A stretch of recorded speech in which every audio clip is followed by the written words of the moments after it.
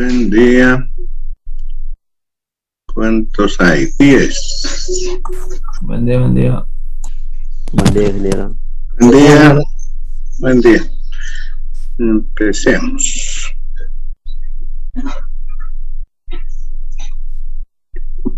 Estábamos viendo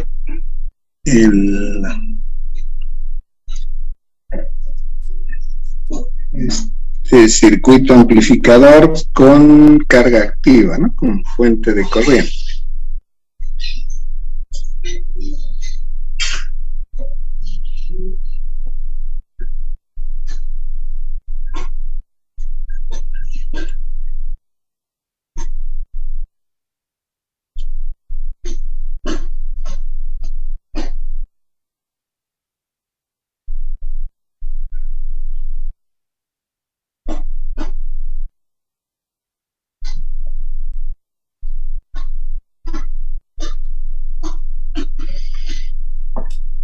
A ver, hagamos un ejemplo.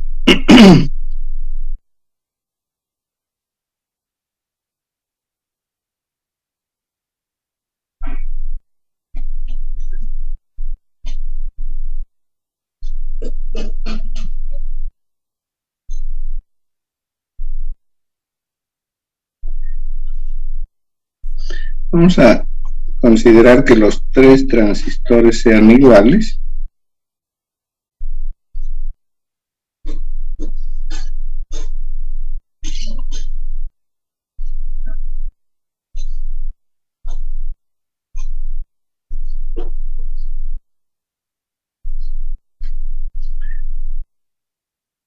Tienen beta F 100.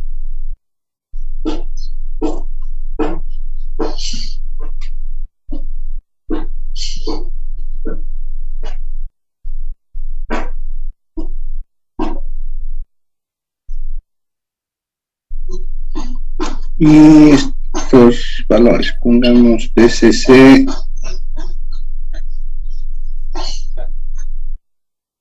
15 voltios.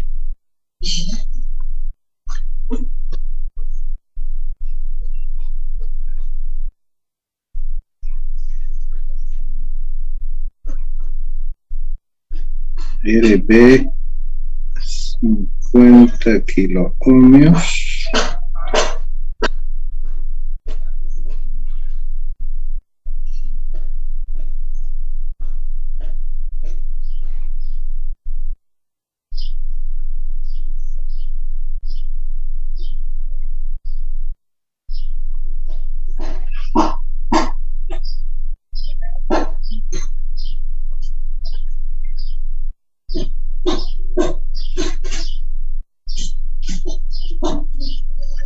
Queremos calcular RA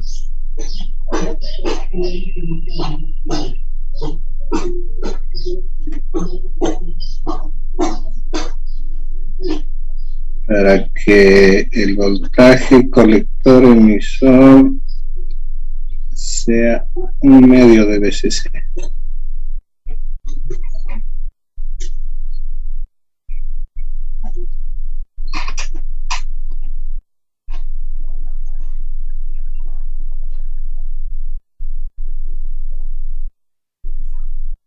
O más bien pongamos no eso, sino el valor de la corriente de colector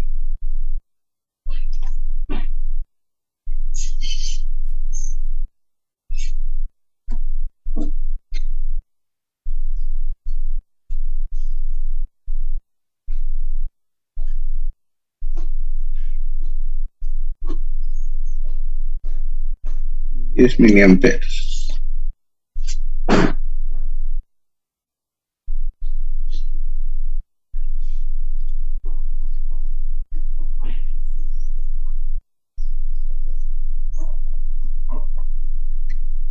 Y con el valor calculado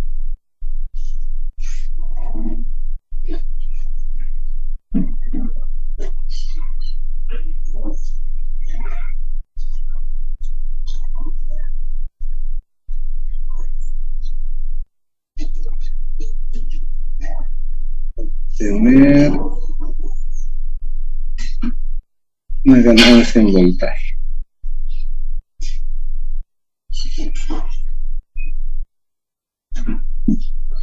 Bien, entonces empecemos calculando este RA.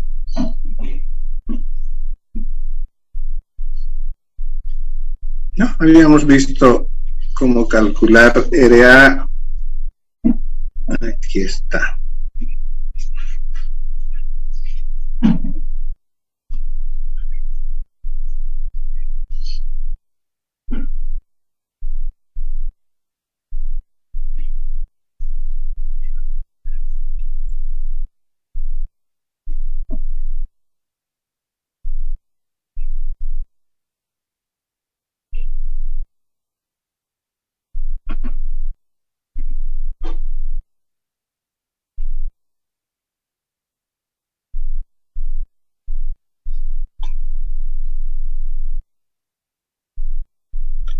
Entonces, para el caso tengo VCC 15, voltaje base emisor, si no es dato, asumimos siempre 0,7, y C 10 por 10 a la menos 3, ¿cierto?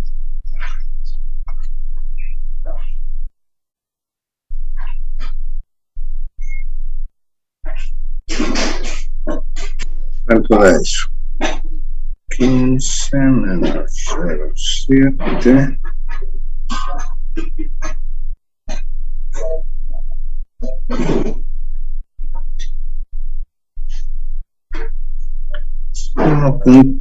.43, ¿está bien?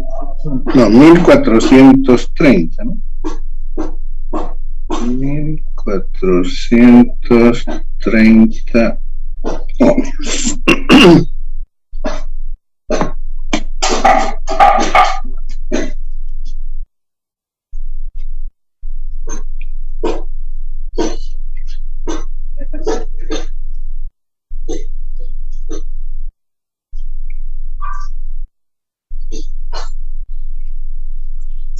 Bien.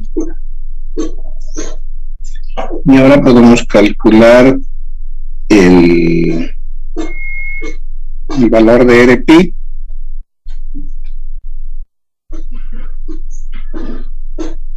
y el valor de RO, ¿sí? Para RP necesito ID. ID es IC dividido beta F. Entonces, si IC es 10 miliamperes y beta F es 100, eso me da ¿cuánto?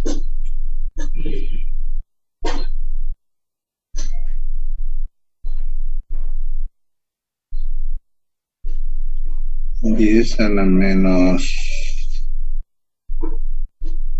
4. O sea, 100 microamperes. ¿Está bien? 100 microamperes la corriente de base.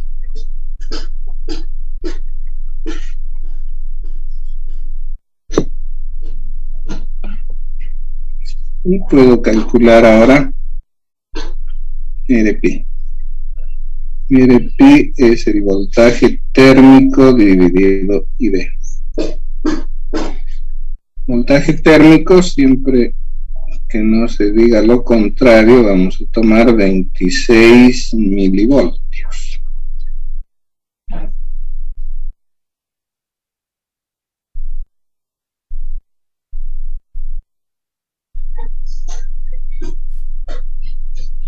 Eso es 260 ohmios. También necesitamos RO. RO está dado por voltaje de Early dividido IC. ¿no? Decía que cuando no conozcamos el valor del voltaje de Early, podemos tomar el valor mínimo que puede adoptar, que es 100 voltios. Dice 10 miliamperes. ¿Eso cuánto da? 10K, ¿cierto?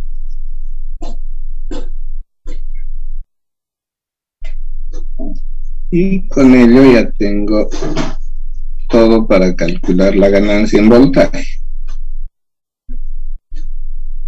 Beta F RO sobre Rp. Beta F 100 RO 10 a la 4 Rp 260.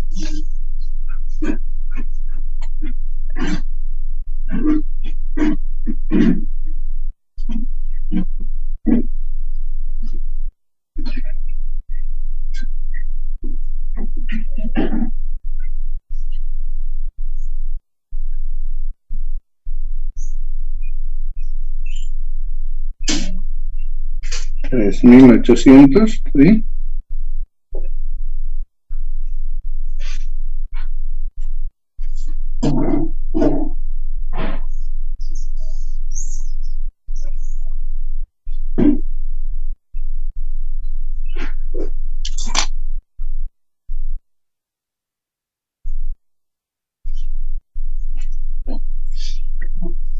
Efectivamente, el uso de la fuente de corriente como parte del circuito de polarización produce una gran resistencia de carga, ¿cierto? Esa resistencia de carga es una resistencia dinámica porque depende del punto Q y su valor es bastante alto, entonces la ganancia se ve beneficiada.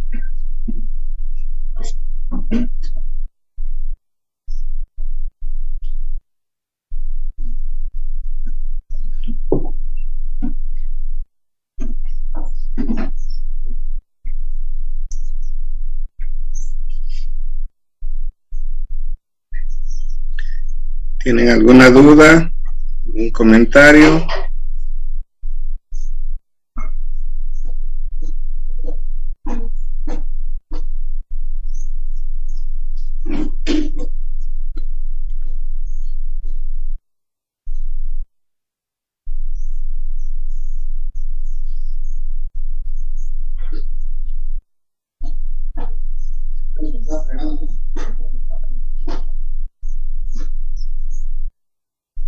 ¿Nada?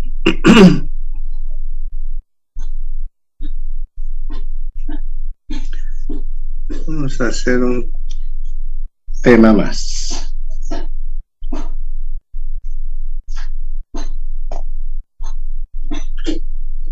Habíamos visto que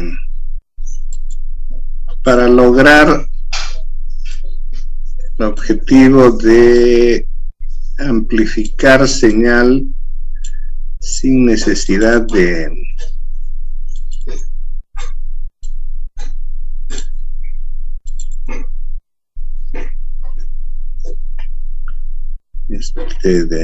recurrir a un solo amplificador que tiene demasiada exigencia, podemos hacerlo utilizando varias etapas de amplificación, ¿sí? Ahora, dentro de estas etapas de amplificadores que van a conformar un solo sistema, debemos considerar cómo se van a conectar unas con otras.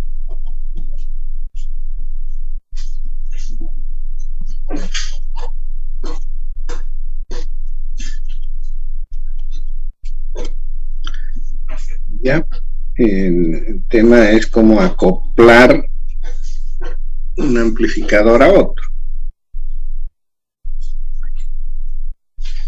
Entonces, el esquema general podría ser este, ¿no? Tengo una fuente de señal que va a servir de entrada al primer amplificador.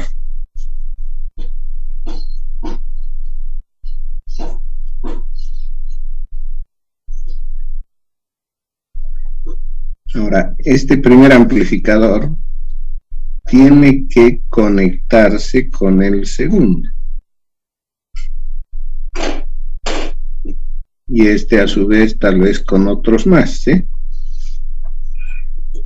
Ahora, desde el momento en que vamos a conectar un elemento con otro, debemos considerar qué vamos a emplear para realizar esa conexión. Entonces aquí debo pensar en qué elemento voy a emplear para conectar la fuente con el primer amplificador. Luego tendré que ver cómo conecto el amplificador 1 con el amplificador 2.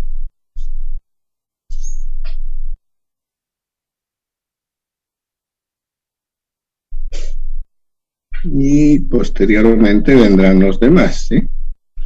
Hasta que el último amplificador se conecte con la carga.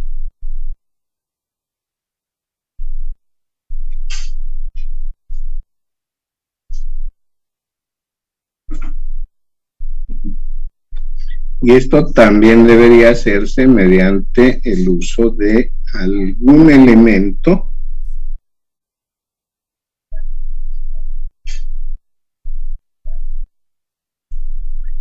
pongamos por una vez esto aquí, ¿no?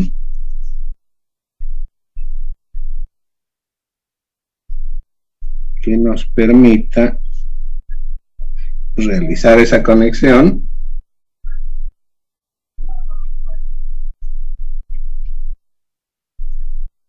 a estos. Los voy a marcar con algún nombre que se llamen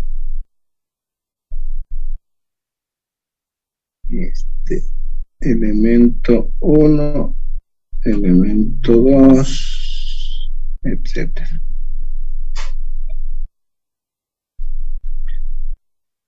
Entonces estos E sub I son nuestros acopladores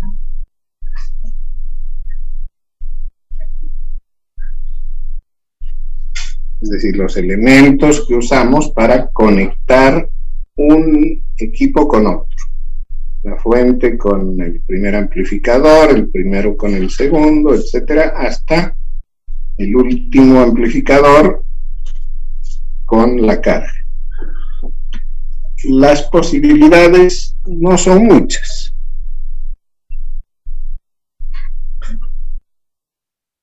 Una primera opción es de hacerlo directamente.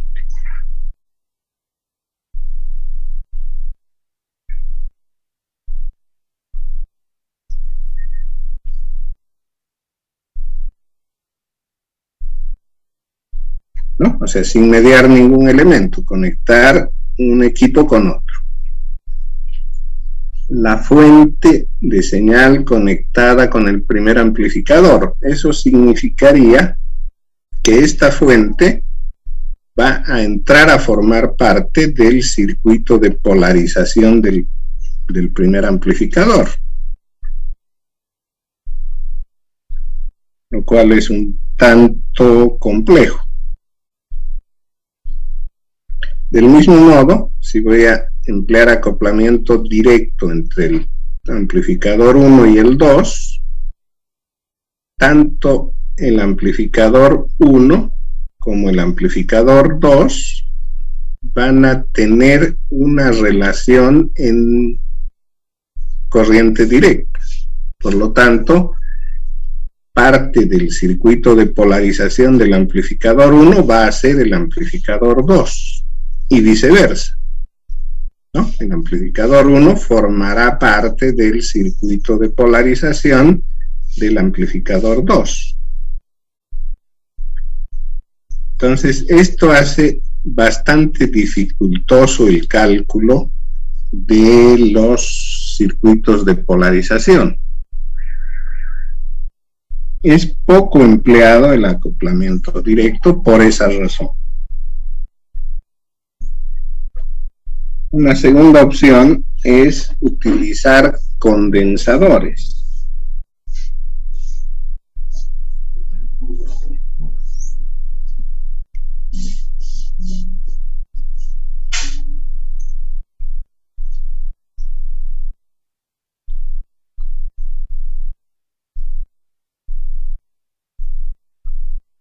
El comportamiento ideal del condensador es bastante interesante porque decimos que para corriente continua se ve como circuito abierto, entonces aísla al dispositivo que estamos tratando de el otro, es decir, aislaría el primer amplificador de la fuente, en corriente directa estoy hablando, y del mismo modo aislaría al amplificador 1 del 2. Entonces, los circuitos de polarización de los amplificadores 1 y 2 se tratan individualmente, sin tener relación con el otro.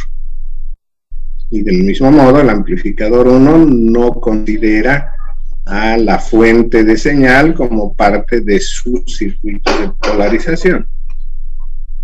O sea que en corriente directa están aislados, pero en corriente continua, si los condensadores se calculan adecuadamente, se van a ver como cortocircuitos.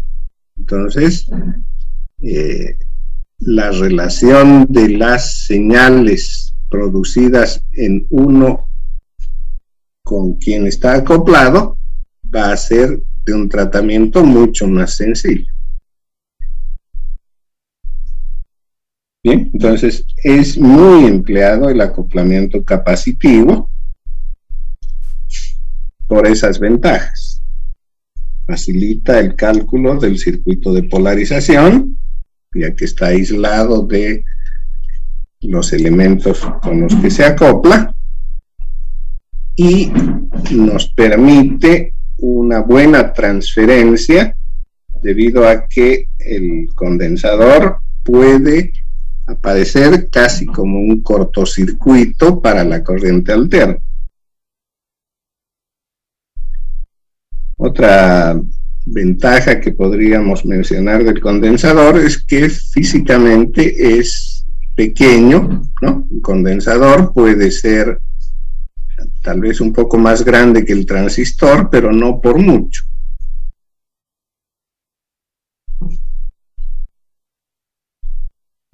Una tercera opción es realizar el acoplamiento de manera magnética.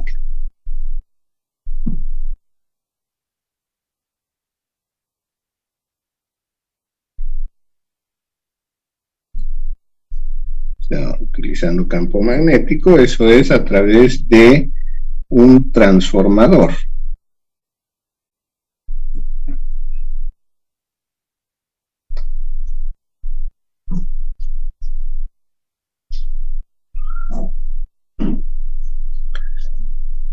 El transformador aísla eléctricamente los dos circuitos que está conectando, es decir, que para la corriente continua está completamente aislado uno del otro.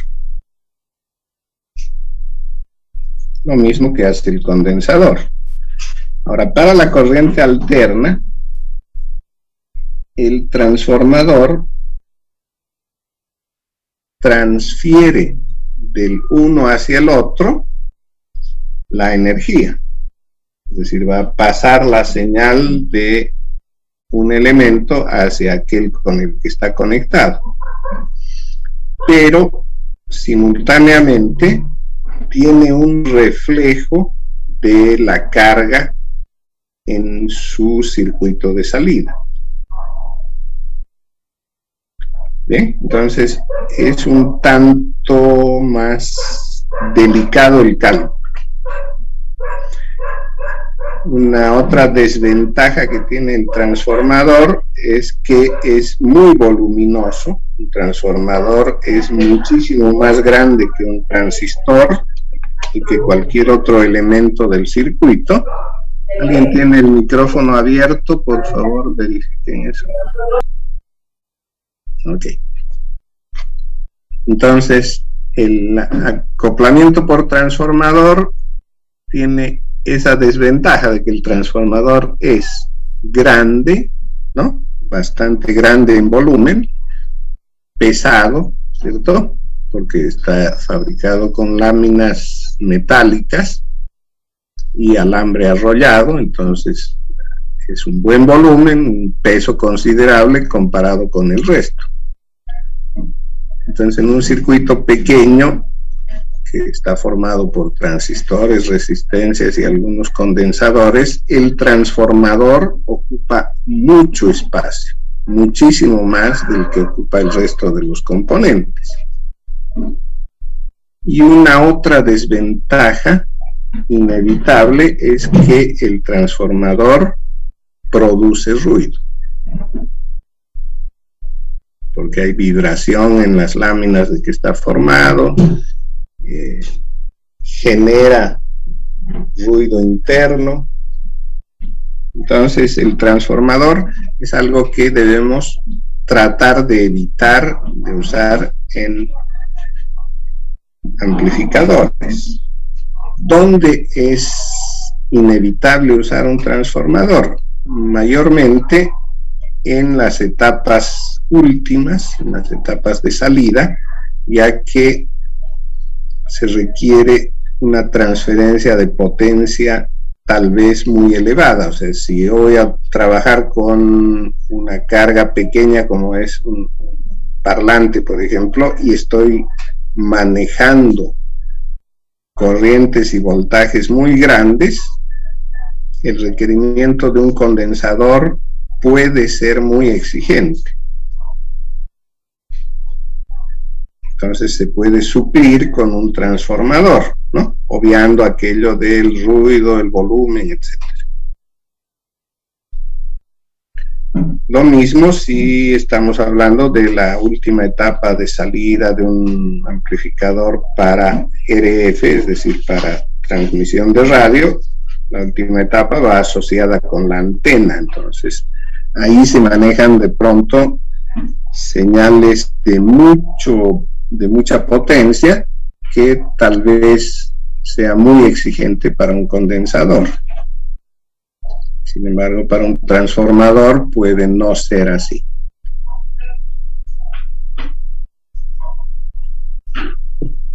Bueno, entonces normalmente el transformador es inevitable usarlo en la última etapa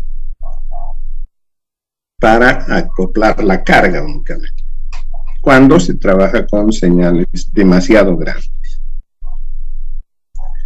Sin duda, una cuarta opción de acoplamiento es el acoplamiento a través de luz.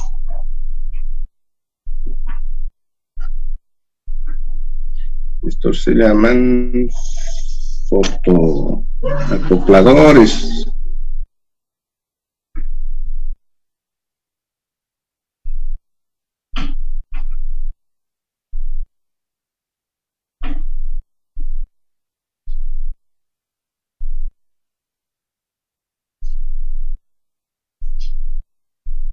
¿En qué consiste? En utilizar un par de elementos, uno emisor de luz y el otro receptor de luz. O sea, uno que convierte la energía eléctrica en luz,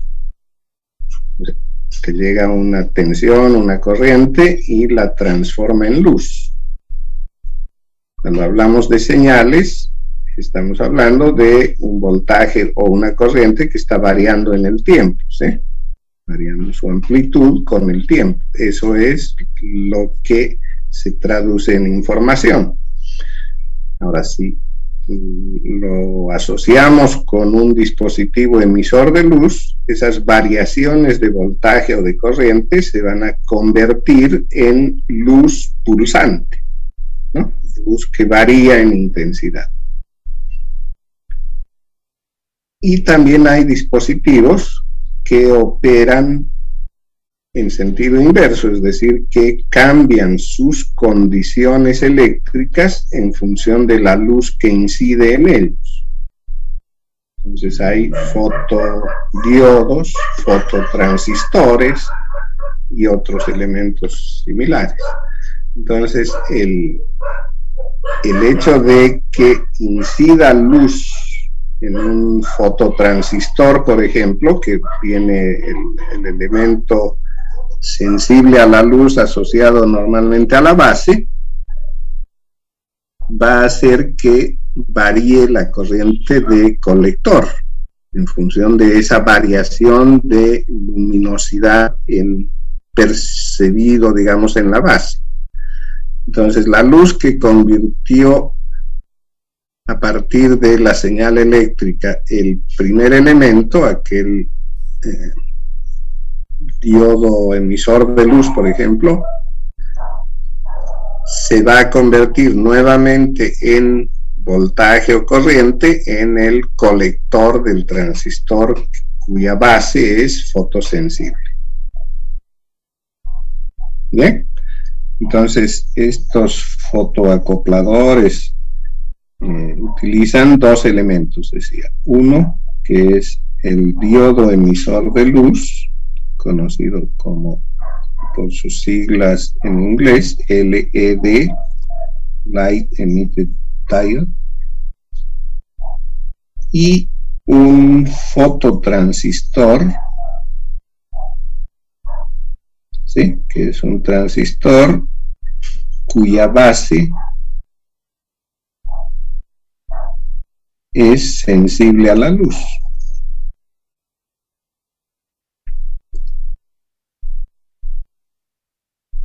Ahora, desde luego que estos dos elementos están bastante cerca, protegidos de la luz externa, ¿sí?, que podría introducir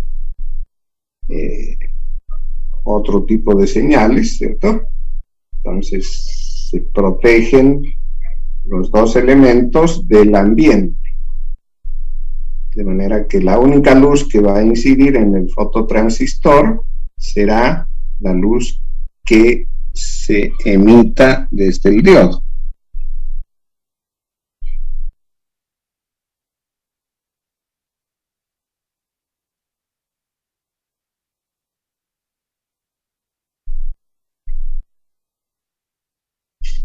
Ya, este tipo de acoplamiento es poco usual.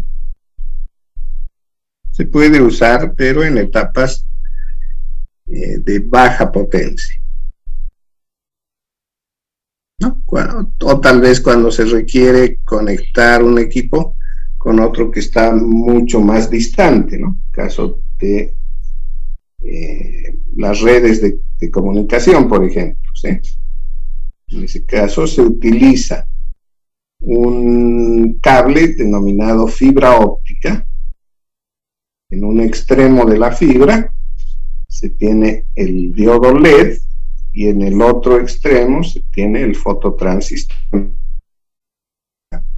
Por este canal de luz, que es una fibra transparente de vidrio, se está haciendo actualmente con algunos plásticos especiales, pero básicamente es un hilo de vidrio el que transporta la luz de un extremo a otro. Bien, entonces casos muy especiales como ese requieren de un acoplamiento a través de luz.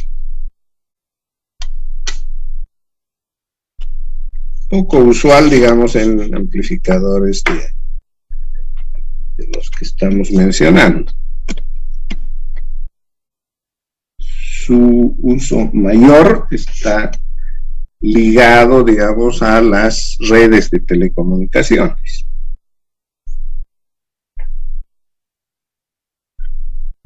Bien, entonces, de todos estos, los más empleados son el acoplamiento directo y el acoplamiento por condensador. Y a eso nos vamos a referir en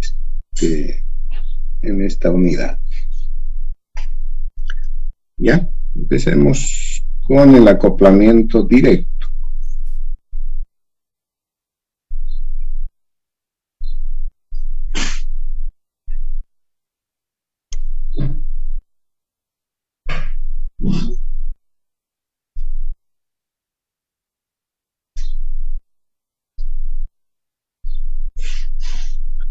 Entonces aquí lo que tendré es, ya sea el amplificador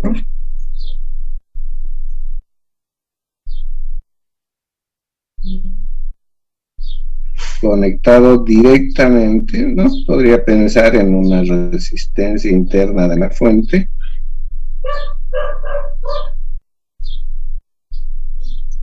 conectado directamente a la entrada del amplificador, y este conecta su salida directamente con la carga, sin mediar ningún elemento intermedio.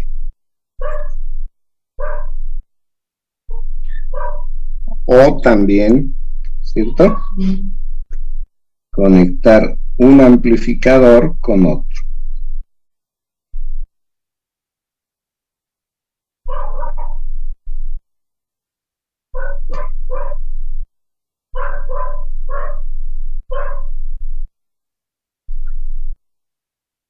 En cuanto a el acoplamiento directo entre amplificadores, vamos a ver particularmente tres situaciones. Una que más que acoplamiento de amplificadores viene a ser acoplamiento de transistores y se conoce como par Darlington.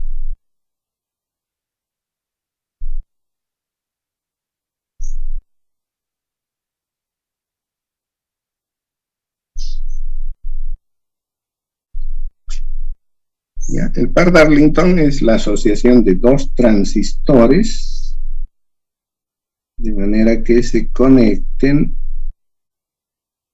el emisor del uno con la base del segundo.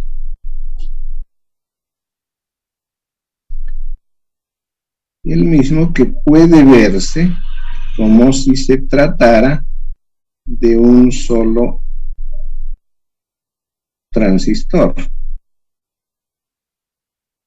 ¿Sí? Tengo dos transistores, los llamaremos Q1 y Q2, y quiero verlos como si se tratara de un solo transistor, al que comúnmente se llama transistor Darlington. ¿Sí? Entonces voy a tener base del Darlington, colector de Darlington, emisor Darlington.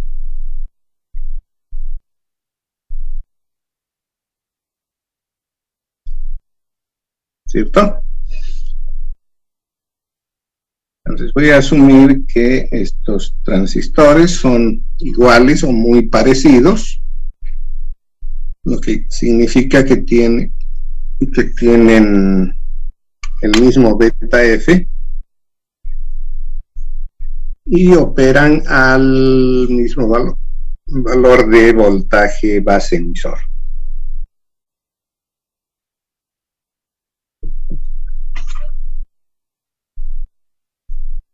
Entonces, si vemos desde el punto de vista de las corrientes, la corriente de base del transistor 1, ¿cierto?, por ser NPN, entra a la unión, por aquí está la corriente de emisor del transistor 1 y la corriente de colector 1. ¿Cierto? Como es NPN, la corriente del emisor sale, eso nos indica la flechita, y las otras dos, base y colector, entran. Lo mismo sucede en el transistor 2. Entra corriente de base, corriente de colector, y sale corriente de emisor. ¿Sí?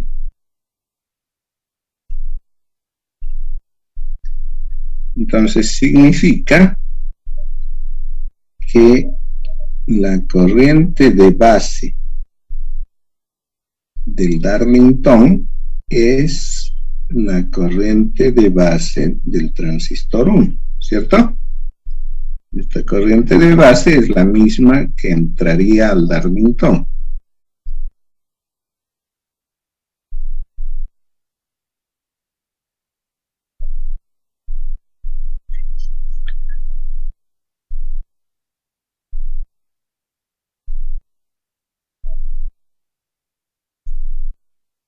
¿Sí? La corriente de emisor del Darlington, en cambio, es la de emisor del segundo transistor.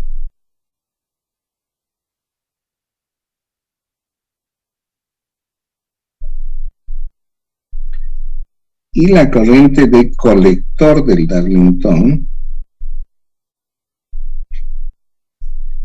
vendría a ser, ¿no? Esta es la corriente de colector del Darlington, viene a ser la suma de las corrientes de colector del 1 y del 2.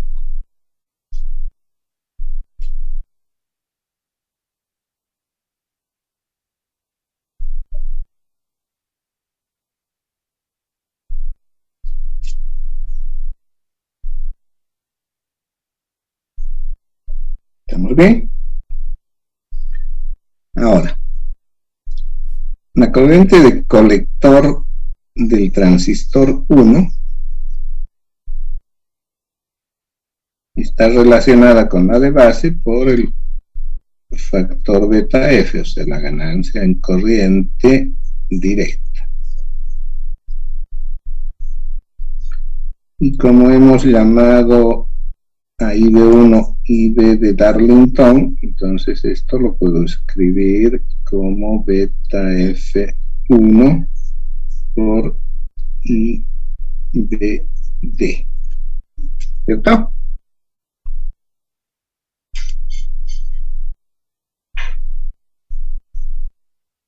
Y lo mismo puedo hacer con la corriente de colector 2, beta F2 por IB2, pero el IB2 es la corriente de emisor del primer transistor.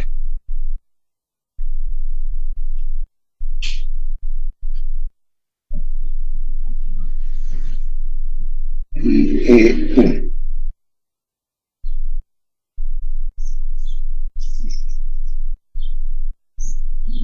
Y la corriente de emisor se relaciona con la de base a través del factor beta F, ¿sí?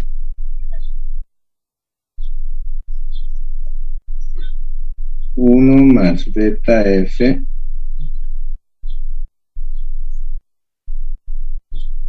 por IB, ¿sí? Pero esta IB del transistor 1 hemos llamado IB Darlington.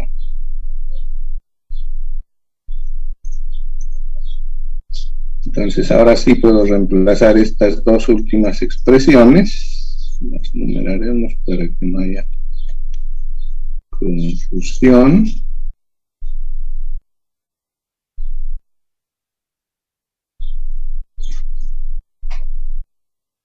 Entonces 4 y 5 voy a reemplazar en 3.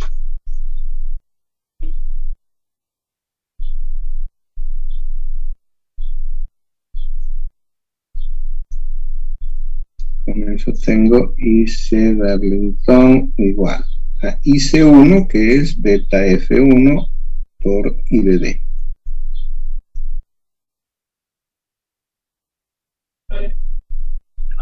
Más IC2, que en la última expresión hemos llegado a que es beta F2 por 1 más beta F1, también IBD. Entonces puedo factorizar IBD, ¿sí? Que aparece en los dos términos.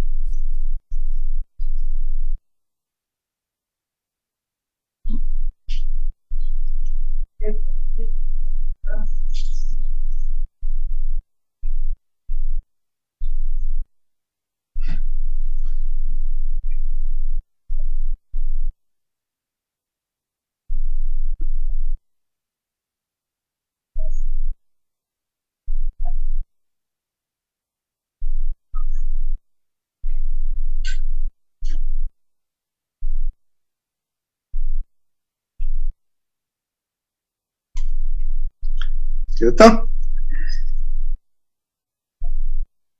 Ahora hagamos una aproximación de esta expresión considerando que los dos beta F son iguales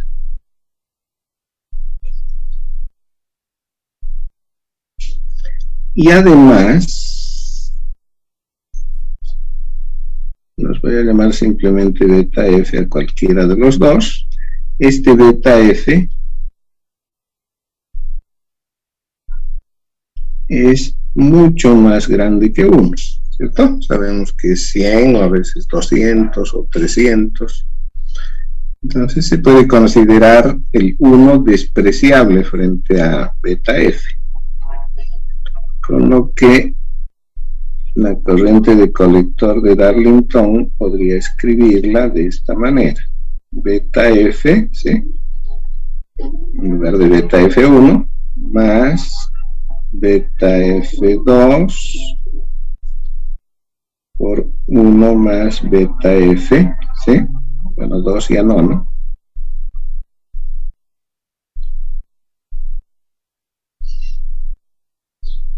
Por IBD. Ahora sí, beta F es mucho más grande que 1, este paréntesis podría quedar con solo beta F.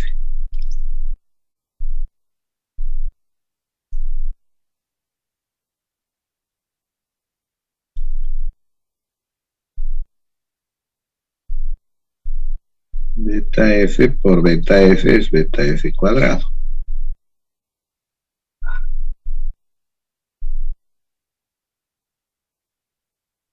Y si ahora factorizo beta F,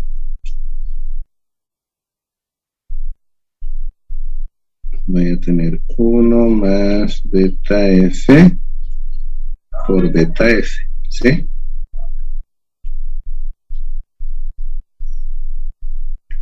Pero otra vez beta F es mucho más grande que 1 y puedo obviar el 1, de manera que finalmente llego a que esto es beta F cuadrado.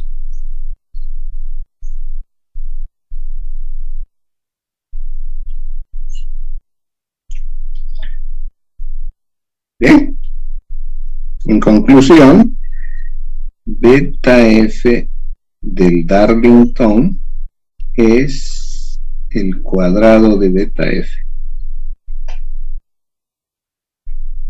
¿No? Y si beta F es 100 en un transistor, elevado al cuadrado me da 10.000.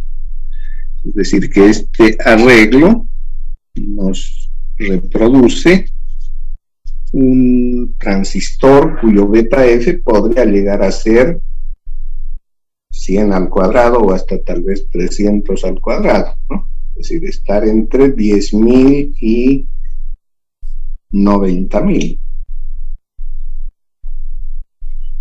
¿Ya? Ahora, en la realidad, debido a que hay algunas corrientes de fuga, el arreglo aún en el mejor de los casos, es decir, haciéndolo integrado en una sola pastilla, con la casi certeza de que los transistores son exactamente iguales, se consiguen betas del orden de 5000.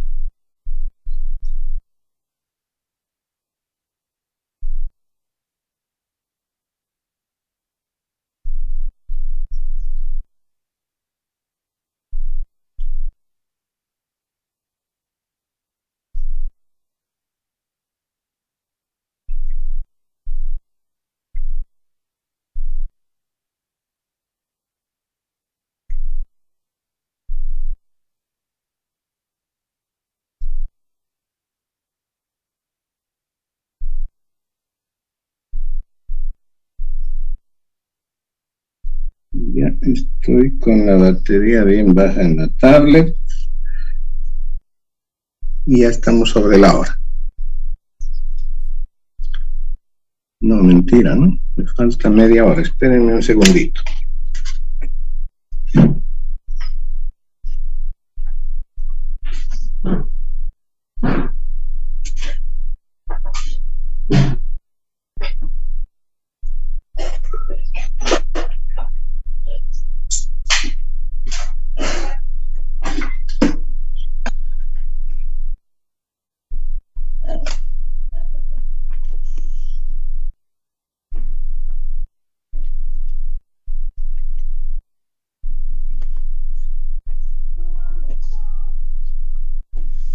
Justo sobre la hora.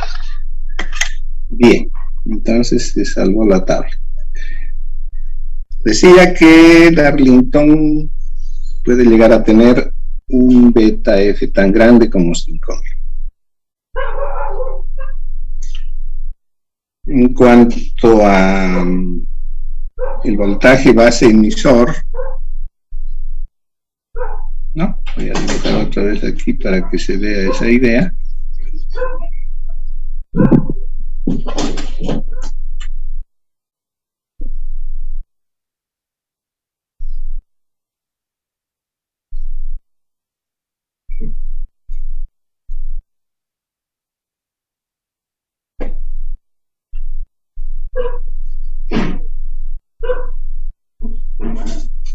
Entonces, el voltaje base emisor del transistor Darlington, podríamos decir que es la suma de los voltajes base emisor de los dos transistores.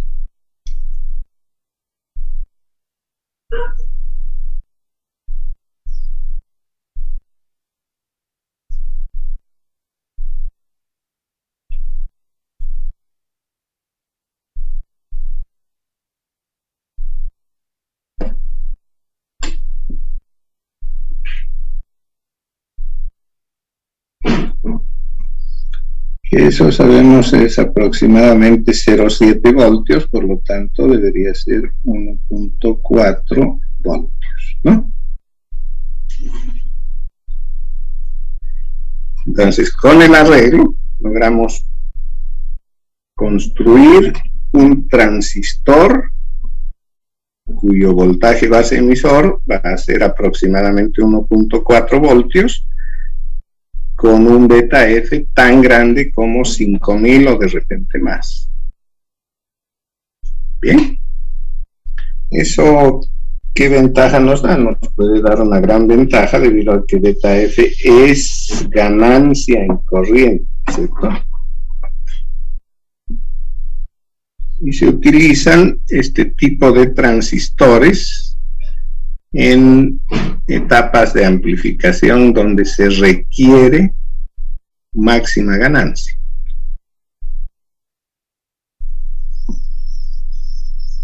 Ya, podríamos decir que es una forma de acoplamiento, ¿cierto?, entre dos amplificadores, aunque en realidad es destinado a solamente acoplar dos transistores.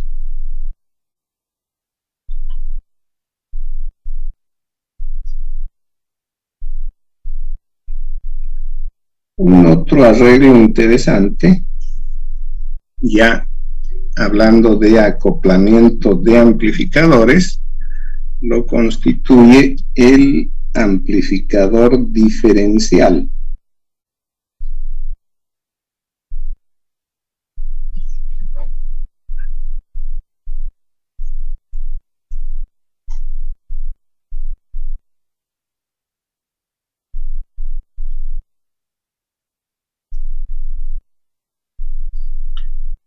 Bien. Este amplificador diferencial lo vamos a ver en otra clase. Quisiera utilizar lo que nos resta de tiempo para ver si tienen alguna duda respecto al examen, a cualquiera de los temas del examen que esté todavía dejando alguna duda. O del práctico, si quieren tratar ese tema. ¿Hay algo que no esté muy claro en los temas del examen? ¿Para cuándo quedamos el examen? ¿Para el viernes? Para el viernes 12, si no me 12, equivoco. ¿no? 12. Ya.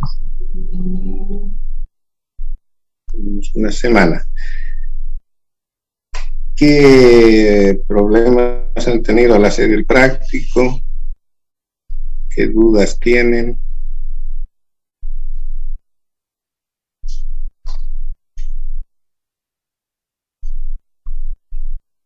No me hagan creer que todo está tan claro, que el examen va a ser excelente.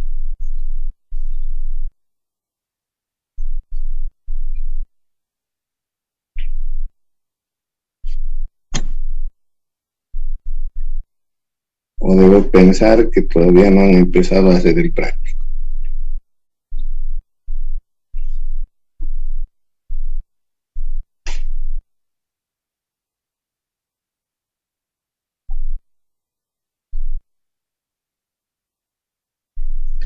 ¿Qué me dice?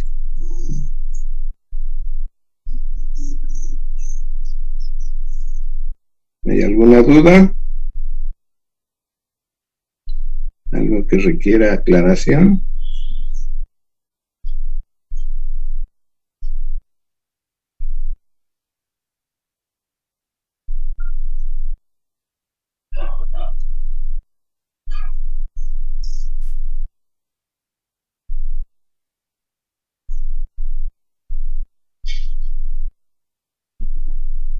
Nada.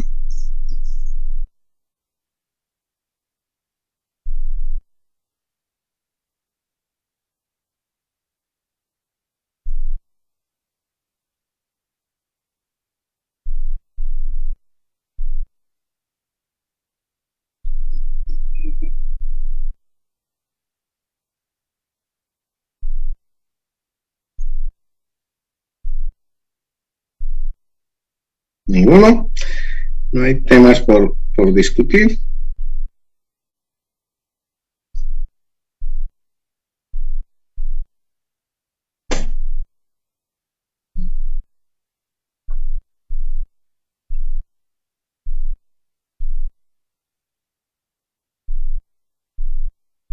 Bueno, entonces dejamos la clase de hoy, ya que no hay dudas que aclarar. Respecto al lunes, está todavía por decidirse si la universidad va a acatar el paro de protesta, ¿cierto? En ese caso no tendríamos clase hasta que se levante esta medida. Caso contrario, clases normalmente. Yo, ingeniero, gracias. Pensé que iba a haber clases normal. Como le digo, va a haber clase normal si la universidad decide no acatar el paro o si se levanta esa medida, ¿no? Todavía no hay un pronunciamiento del IQ ni de las asociaciones de docentes, trabajadores y estudiantes. Entonces, Supongo que en el curso del día va a salir ya algún pronunciamiento. Si la universidad acata el paro, entonces no tendríamos clase. Bien. Con esa aclaración los dejo entonces. Hasta el posiblemente lunes. Gracias, ingeniero. Se cuidan. Hasta luego, ingeniero. Hasta luego. Ingeniero.